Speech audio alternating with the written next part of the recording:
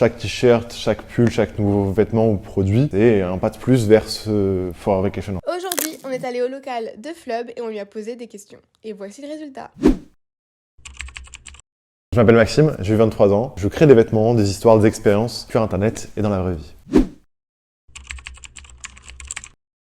Parce qu'à l'époque, j'étais quand même pas mal passionné par les vêtements. C'était le début de Suprême qui arrivait un peu en France et tout. Donc je voyais tout ça et j'étais en mode purée, ce serait marrant que je puisse faire mes propres t-shirts. Comme plein de gens au final qui se posaient la même question. Et j'ai voulu créer mes propres t-shirts. Puis de fil en aiguille, c'est devenu une marque de vêtements avec le temps. Mais vraiment juste parce que je trouvais ça cool. Et qu'il y avait d'autres gens qui le faisaient autour de moi et je me suis dit pourquoi pas moi. For Vacation, c'est une expression qui est pas mal utilisée dans le milieu du graffiti. Pas mal de gens l'ont déjà utilisé et tout. Je trouvais ça très cool, donc je l'ai repris. Et je l'ai repersonnifié à ma manière avec mon message avec le temps. Donc ça vient de là. Et ce qui est cool, c'est que plus on avançait dans le projet, plus le nom prenait sens. Parce que For Vacation, au final, c'est le projet lui-même. Mais au début, ça voulait pas dire grand chose, mais avec le temps, ça a un sens. Terne, j'ai déjà raconté cette histoire plusieurs fois. On avait récupéré en fait pas mal de pseudonymes sur Instagram, dont Terne, et je savais que je voulais lancer une nouvelle marque de vêtements. J'avais mon portefeuille de pseudo, j'ai pris celui-ci, et au final il s'est trouvé que c'était Terne dans internet, enfin c'était parfait. Mais pour Terne, pas seulement, c'était vraiment au hasard, et For Vacation, j'ai jamais eu d'autres... Si au tout début, au collège, j'avais lancé une marque de vêtements, j'avais fait 2 t-shirts, 3 t-shirts, et le nom c'était genre négligent, mais c'était nul. J'ai eu plein de noms et en vrai, le vrai projet, ça a été For Vacation. Et j'ai jamais changé. Pendant longtemps, on imprimait nous-mêmes, on mettait les étiquettes et tout.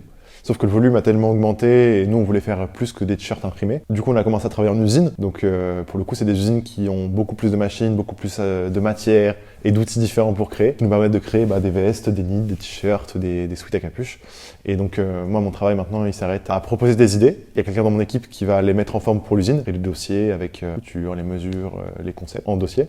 Et l'usine va du coup faire ça en vrai vêtement, avec leurs outils beaucoup plus développés que les miens.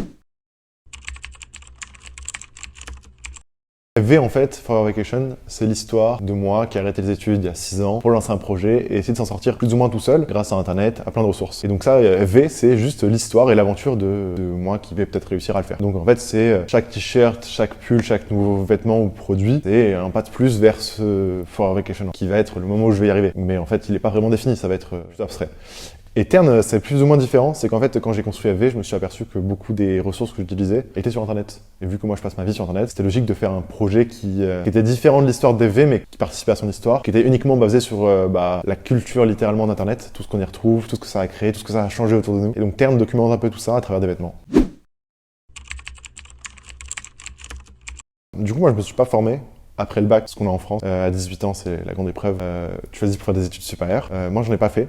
Donc je me suis retrouvé du coup à lancer mon projet comme ça, en connaissant personne, en ayant 0 abonné, enfin vraiment commençant comme tout le monde quoi. Et les plus grosses difficultés que je trouve, mais en vrai ça va être dans pas mal le projet mais c'est assez marrant, c'est que tu avances mais tu sais pas si... En gros tu vas prendre une décision, mais t'as aucun moyen de savoir si ta décision est bonne ou pas avant que tu en connaisses le résultat. En gros tu avances dans le flou et c'est le plus dur je trouve parce que tu vas prendre une décision de prendre des locaux, je sais pas, faire telle ou telle décision, mais tu sais pas si c'est la bonne. Il y a que le résultat de ton action qui définira si c'est bien ou pas. Et en fait t'avances dans le flou. T'as pas de modèle, alors que par exemple, je sais pas, tu veux t'améliorer au foot ou dans un sport, tu vois un peu ce qu'il faut que t'améliores, t'as des points à travailler. Dans une marque de vêtements, c'est assez flou. En fait, même dans n'importe quel projet que tu construis tout seul. Et vu qu'il n'y a pas grand monde autour de toi qui peut te conseiller. Comment je les ai résolus? En faisant. Hein. En vrai, passer à l'action et on a des soucis, on apprend avec, on comprend qu'est-ce qu'on peut faire de mieux la prochaine fois, et voilà.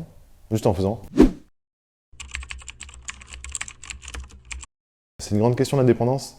Est-ce que je suis vraiment indépendant déjà? Je sais pas. C'est cool. Après, je vis toujours chez mes parents pour l'instant. Je vais bientôt bouger, je pense, de chez moi, prendre un appartement. Mais par rapport au fait, être indépendant financièrement, c'est cool. Être indépendant de... En fait, je fais ce que je veux. Ça, c'est cool. Aujourd'hui, je peux prendre du temps pour être avec vous, mais j'aurais pu dormir, j'aurais pu faire ce que je voulais. Dans quelques semaines, on va aller au Japon pour un projet, grâce au projet. En fait, toutes mes idées, je peux les réaliser. Ça, c'est cool. Ça, c'est cool. Ce que je vois beaucoup de différent par rapport aux gens de mon âge, c'est que je suis vachement quand même libre. Je fais plus ou moins ce que je veux. Et surtout qu'en faisant ce que je veux, ça me permet encore plus de faire ce que je veux, puisque c'est mon travail. Enfin, c'est assez particulier. Mais après, l'indépendance, c'est très abstrait. T'es toujours dépendant de quelque chose, de l'argent, du temps, ta santé, ton entourage.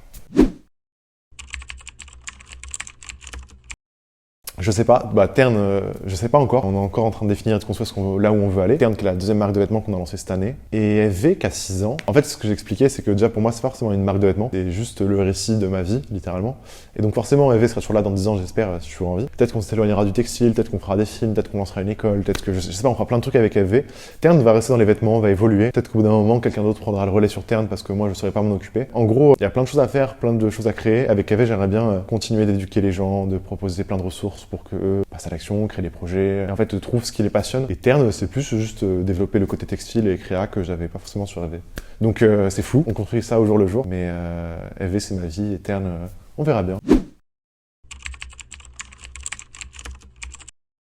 Je sais pas, c'est vrai que je dis beaucoup que je veux que les gens se rappellent de ce que je fais, mais je sais même pas. Je sais pas, je pense que si je peux juste rappeler aux gens que c'est possible de le faire, c'est cool, parce que beaucoup de gens prennent trop pour acquis ce qu'on a autour de nous, les outils, notre téléphone, internet et tout. Et en vrai, on peut faire des trucs de fou. Et j'ai fait des trucs de fou, enfin j'essaie de faire des trucs de fou avec. Et si je disparais, j'aimerais bien qu'on se rappelle de purée, en fait, il m'a montré que c'était possible et tout. C'est ce que beaucoup de gens se sont dit suite au dernier drop, parce qu'on a vendu beaucoup de pulls, c'était beaucoup, etc. Et beaucoup de petits se sont dit purée, en fait, il y a moyen de faire un vrai truc. Mais moi, je me suis dit ça. Et si je peux laisser une trace en mode c'est possible, parfait.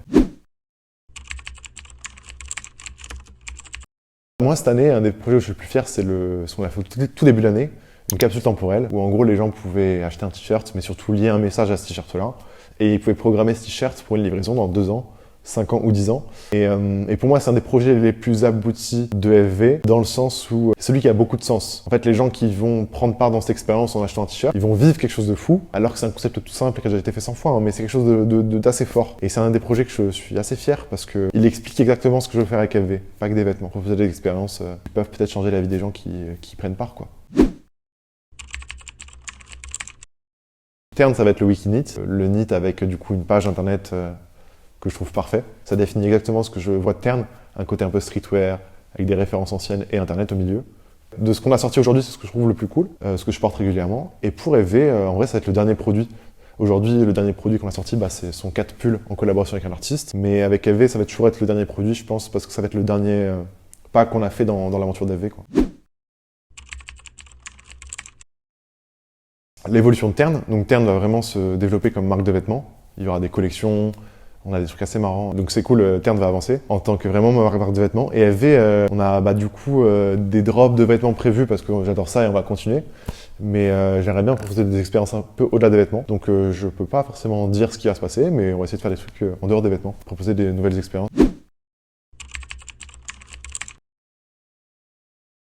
Faut y aller.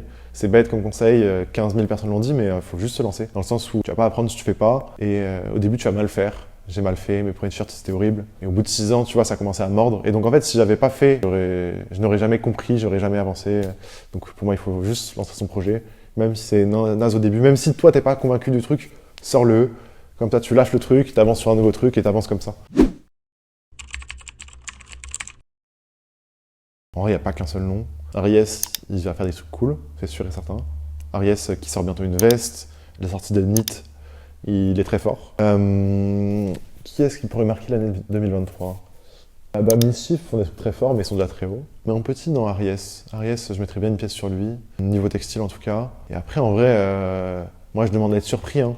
En 3 mois, les gens ils peuvent tout changer. Et c'est pas parce que je dis Aries que ça peut pas être quelqu'un d'autre. En vrai, il y a plein de gens qui vont proposer des trucs cool cette année, et j'attends. Parce que je trouve qu'on s'ennuie un peu, donc venez faire des trucs de fou. Mais Aries, ouais, je mettrais une pièce sur Aries. Est-ce que c'est bon pour vous ? Je suis pas dans des bails qui flop, non. Je me sens bien dans mes Nike. Je ride mon bike, je rappe au mic pour voir soleil des Maldives. Tu fais la malade le week-end, mais t'es broke des mardis.